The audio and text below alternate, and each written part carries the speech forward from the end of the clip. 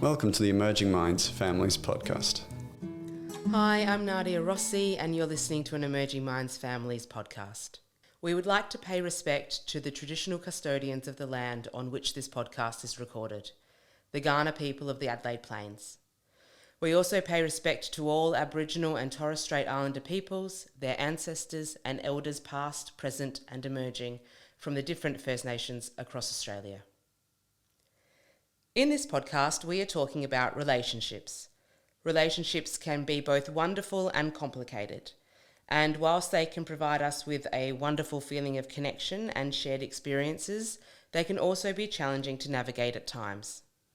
As a parent or caregiver, it's important to support children as they find their way in developing relationships.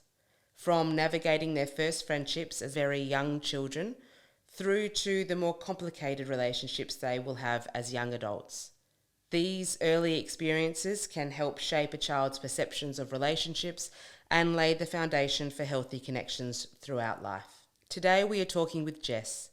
She is a foster parent and youth worker who knows firsthand how complex it can be helping children and young people navigate the relationships in their life. Welcome, Jess. Thank you for joining us today. Thank you very much. Jess, I wanted to start by asking, what is it about our children's relationships that, in your experience, parents should be taking an interest in? I think when it comes to children and young people, their friendships are probably the most important. And so showing an interest in their friends shows an interest in their relationships. I think also for my family setup, having significant adults, they're not always necessarily a family member, but they hold a role similar to a family member. So I think when you talk about these things, it helps them to process things that are a bit tricky or a bit hard, and also helps them to celebrate the things that are going well and the people that they really love. And is there, as a parent, do you find, like when they're taking an interest in relationships, do you think that there is a line between taking healthy interest in the child's friendships and relationships and becoming too involved? And do you think this changes depending on the child's age? I think age and developmentally where they're sitting as well. So sometimes you might have a kid that's a little bit behind, and so taking more of an interest to help them problem solve some of those concerns early on can mean they avoid some of the things that come up, especially with children and young people and their friends. It also means that you're showing an interest, and I think that's really important. It shows them that you value them and you value their friendships and their connections.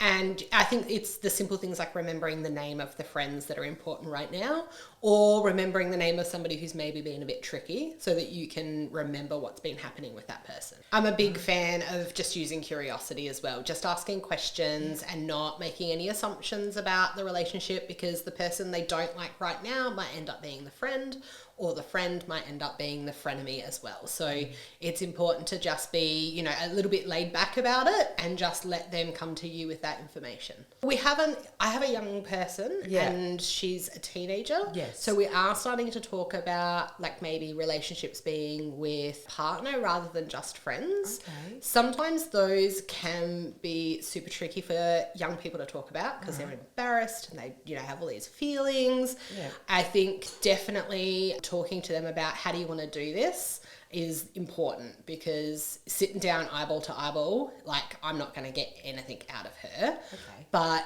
short bursts every so often, and making sure you're having those conversations before they're at the age of maybe like dating, because you're normalizing that those conversations are going to happen, will then help when maybe some bigger decisions are made about the dating time for them. Yeah, it's different conversations at different ages. Definitely. And the age appropriate conversations. So when your child is becoming a teenager, or your young person is becoming a teenager and they're starting to have relationships that aren't just friendships, what kind of language do you use? So my young person uses the word crush a lot. So I've got a crush on this person. So again, I use that curious. Oh, what do you like about them? How do they interact with your friendship group? Are you at that point? Just so then that way you're starting to gauge like how serious that is for them. And she really clarified for me that a crush is not dating, like it's different. I'm like, okay, that's cool. I like that.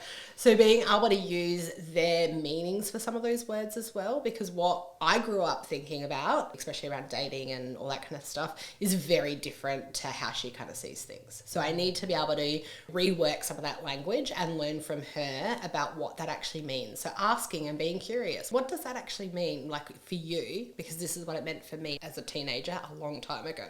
And she really likes that because it means she's teaching me stuff, which then puts her in a position of power, which helps her feel more confident with those conversations.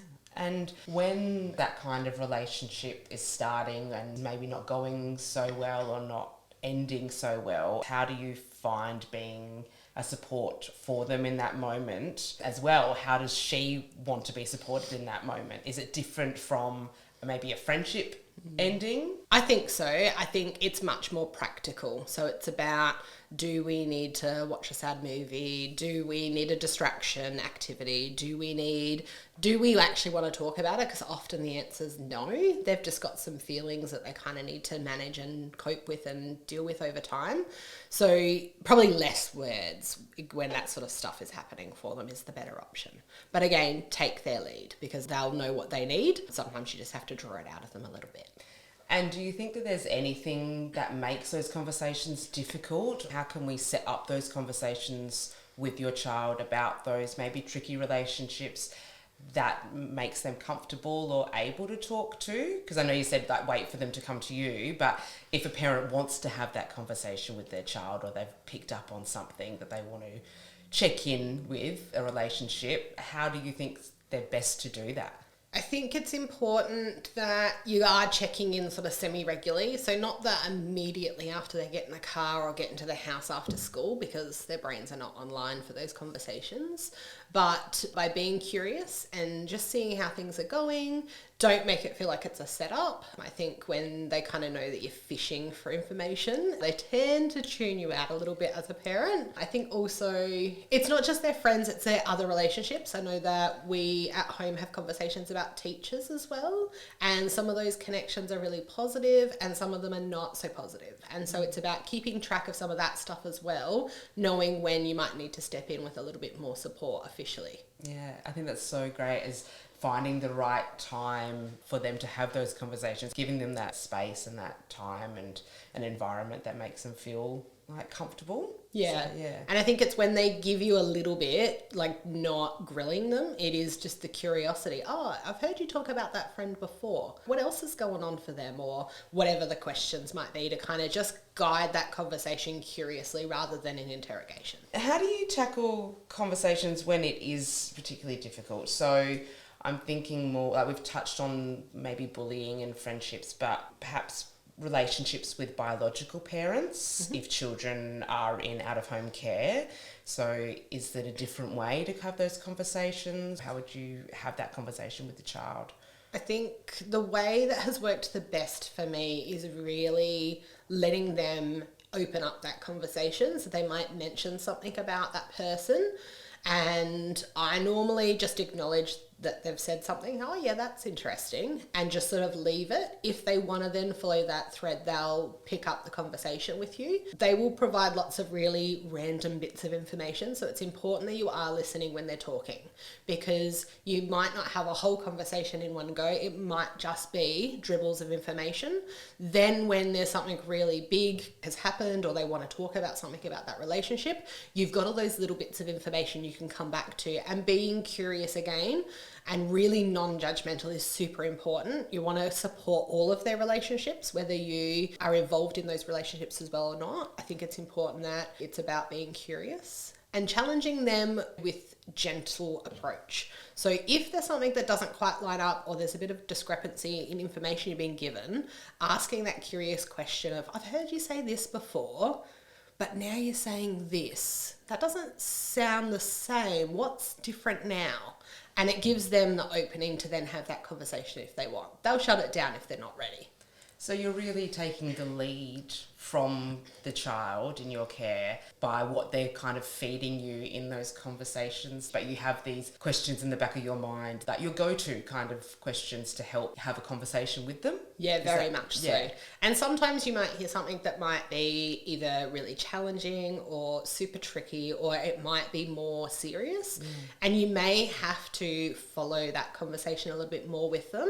The gentle approach and being really open and honest, like where's the boundary of where you have to share this with somebody else, or maybe where if they've got other supports, so a psychologist or a counsellor, that might be about them unpacking that issue a little bit further with somebody else as well. I'm always open to have those conversations, but I'm also aware there is a complexity of issues that go on behind the scenes, and I think being able to access a professional can be helpful.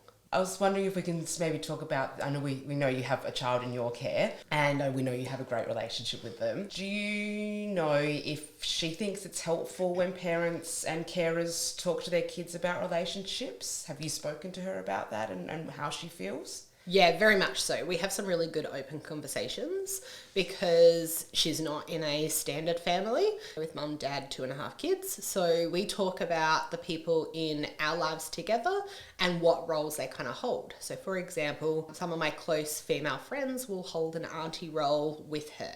So we label that so that she understands what that relationship is. We also then clarify what that means, because sometimes in their family of birth, some of those relationships might have been a bit skewed or maybe not necessarily positive. So we want to myth bust anything that maybe doesn't sit right for us as a small family now. I think for her, it gives her a chance to really explore how those relationships are going. So it gives her a different point of view of when she's interacting maybe with a biological family member versus somebody who's holding a role but not necessarily related. Sounds like you've set up this network for them to feel supported and to have different people to go to. Very much so. And I think one of the things that we've been really honest about is the circle of people you have. So I have my circle of people, and some of them are related and some of them are not, but they don't automatically become her circle of people. She gets to choose. So there are some of my friends that she's like, oh, I don't like that person. And I really encourage that because that's her circle and she doesn't have to put somebody in there if she doesn't want to. She also then has people that maybe are not in my circle super close, but they are for her. So it gives us a chance to have different relationships and different connections while still being a family together. I really also like that she comes back to me and says, oh, we've spent more time with so-and-so. I think I like them a bit more. And then I can be curious about that and say, well, what is it about them that has changed for you? And it might just be they've spent more time. Maybe they got to know each other. Maybe they treat her like a human being instead of a little kid. And that's really important for her. I was wondering if she had maybe any advice for parents who might want to talk to their kids about relationships and don't know how. Yeah, I had a bit of a chat to her and she said that setting up some of those tricky conversations so that they know it's coming is a really good idea. So her example was, I really want to talk to you about X friend. What is best for you? Do you want to go for a drive or do you want to sit down and have a chat? For her, we often have our tricky conversations while driving because we don't have to give each other eye contact. We can put music on in the background and literally we can drive for as long as we need to for that conversation to happen. So if she says to me, let's go for a drive, I know that that's probably going to be tricky for her. She also talked about parents and caregivers talking with other adults so that they have a really good idea about different ways to approach different kids. She understands that the way that works for her isn't going to work for everybody. So it's about gauging what other people are doing and then thinking about the child or young person that you're going to talk to and making sure that you're approaching them the best way for them. So figuring out what their car ride is. Yeah, definitely. Where is your comfortable zone? Because we need to have a tricky conversation. So where are we going for that, or where do you want to be? Or yeah, and also making sure that they're in the right headspace for it. So time as well. So it might not be appropriate right now, but giving them the heads up, we're going to have a chat about this later this afternoon. Does that work for you? If they've got other stuff on their mind or they're feeling really complicated emotionally about something else, you don't want to then have a tricky conversation about relationships. So making sure that you've managed those other things to help them be in the best headspace for that conversation. And when we think about parents and caregivers having these conversations with the children and young people in their life, we may you've touched on this, but is there any advice that you would have for them? I know we've said like find the right time for the child and when the young person is ready, but what about the parent or the caregiver themselves? Is there any advice that you have or the child in your care has for that? I think my advice would be making sure you've got somebody that you can confidentially vent to, because sometimes you don't necessarily like the person in the other part of the relationship with your child. We've had that a couple of times with a couple of friends where I'm like, oh, that friend's just not good. But I wouldn't say that to my young person, but I need to just go and then be like, oh, this little person is doing this thing and that's annoying, or it might be about the teacher at school that seems to be sort of singling them out and picking on them. She's not ready for action for that, but I just want to like jump in and help. So sometimes I need to talk to somebody and be able to vent about that, and I think that's important. The child in my care said that when it comes to the parent, using non-judgmental stuff is really important, because she knows that some of her friends are definitely friends one day and not the next. And she knows that she's a teenager and those friends are going to be up and down. If I make judgments on those people, that influences her in a different way. I think for her, being able to have these conversations just naturally as a part of our life, so not having to make a big deal every single time we talk about this stuff. She really, really likes being able to celebrate her friends and also be able to vent, because a good vent session is important as well for them, to be able to just say whatever they like about this person and for you not to change your judgment on them. And just say, I'm going to listen to you. We're not going to problem solve. We'll just listen. Yeah, definitely. What the question I ask is, do you want me to just listen, or do you actually need some problem solving? Because sometimes she doesn't have all of the ability to problem solve something that's going on, and I'm a great sounding board for that, but sometimes she just wants to vent about them, and that's okay too. I think because their relationships and their friendships change so much over the course of their life, but having that environment, or I guess setting up that environment with the child in your care, letting them know that they have other grown-ups to go to, they have you to go to, as their relationships ebb and flow and change, at least they've got people that they can use as sounding boards and get advice from, or just vent to. Yeah, and sometimes they want somebody who's not connected as well. They don't want to necessarily talk to me about it because I know they're friends or that relationship they're talking about. So sometimes an auntie figure is a really good person to go to because they know her, but they don't know everybody else in the situation. So she really can be heard in that moment. Yeah. We talked about what can make it harder to have those conversations from her point of view. If you're using like a really harsh tone and your body language is matching that, what you are saying is not going to add up. And so you can be gentle and you can be curious, but you've got to make sure your nonverbals are matching that. And especially as parents, when we have opinions about our children and young people, we sort of want to arc up or we want to step in, and our body language gives us away in that moment. So we kind of have to take a breath and just kind of pull that back in a little bit. She said it really is quite off-putting if it's not matching. She also talked about giving her time to unpack her feelings, and I don't have to always do that with her. She may then come back and tell me how she's feeling, but we want to problem solve a lot of the time. So if she's feeling angry and sad, that's okay. And we just sort of sometimes have to step back and let them kind of deal with that feeling and sit with it. And just stepping in when we feel like it's maybe crossed a line for us and they may need some support to work through that. But for her, it was really important that we give her space and give her time to actually process some of those feelings. She'll come home, she might be really angry at a friend. The next day it's fine. That's not because she doesn't care, it's just because she's had time to manage what's been happening, and she's, had a bit of a look at her own feelings about that, and she feels ready to now move on. It's not that she doesn't care, she cares very much, but she's now had more time to process. I think it's just coming back to that, taking their lead. I think as a parent or a caregiver, you really may want to jump in at any time that you see that they're experiencing pain or upset. But I hear what the child in your care is saying is that they sometimes need time to feel those emotions and be like that and then process it themselves with just knowing you're there. Just to finish off, if you could leave our listeners with one piece of advice or one takeaway from what we've spoken about today, is there one nugget that you would give them? Listen and be curious. I think that is what I do every single time we have a conversation, not just about relationships, about everything. Remembering to listen to your young person or your child and really be curious. And that takes patience in you as well. Yeah. Definitely. Thank you, Jess, for joining us today and for helping us to bring a voice to the child who is currently in your care. Thank you very much. And thank you to our listeners for joining us. If you would like to keep up to date with our latest conversations, follow our podcast channel at Emerging Minds Families. You can also follow us on Instagram at Emerging Minds AU or on Facebook at Emerging Minds Families. Visit our website at www.emergingminds.com.au/families for a wide range of free information and resources to help support child and family mental health. Emerging Minds leads the National Workforce Centre for Child Mental Health. The centre is funded by the Australian Government Department of Health under the National Support for Child and Youth Mental Health program.